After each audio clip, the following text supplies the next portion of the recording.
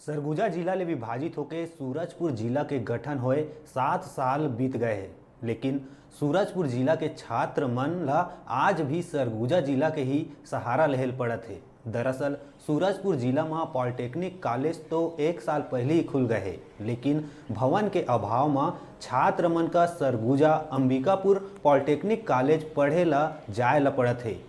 सूरजपुर के सरना पारा में पॉलिटेक्निक कॉलेज भवन के निर्माण 1 वर्ष ले हुआ थे, जिन्हा अब तक पूरा नहीं हो सके है।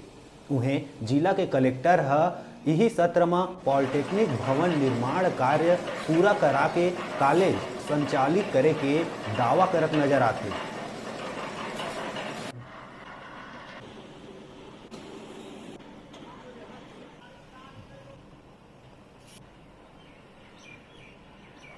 पॉलिटेक्निक कॉलेज तो यहाँ खुल चुके हैं और उसके बाद भी चालू न हो पाना ये छत्तीसगढ़ शासन की लापरवाही है।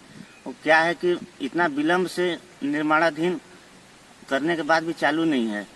क्योंकि यहाँ के छात्र छात्राओं को अंबिकापुर जाना पड़ता है, उससे उनका पैसा भी बर्बाद हो रहा है, समय भी बर्बाद हो रहा है, माता पिता लोगों को चिंता भी बनी रहती है। तो इसलिए शासन से हम लोग मांग करेंगे कि जल्द से जल्द यहाँ चालू करें ताकि बच्चों को सुविधा हो सके।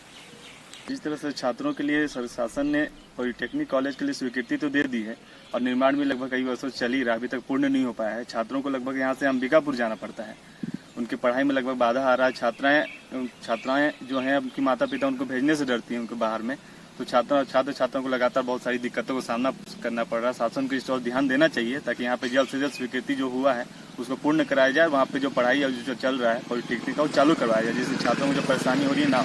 हम शासन से ये मांग भी करते हैं।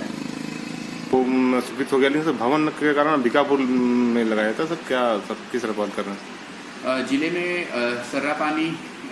सर्रापारा पर्री में जो है पॉलिटेक्निक कॉलेज का निर्माण अभी गतिपूर्वक चल रहा है और ये आशा है कि बहुत ही जल्द इसका निर्माण पूर्ण करके हम अगस्त सितंबर में जो है इसका जो है उद्घाटन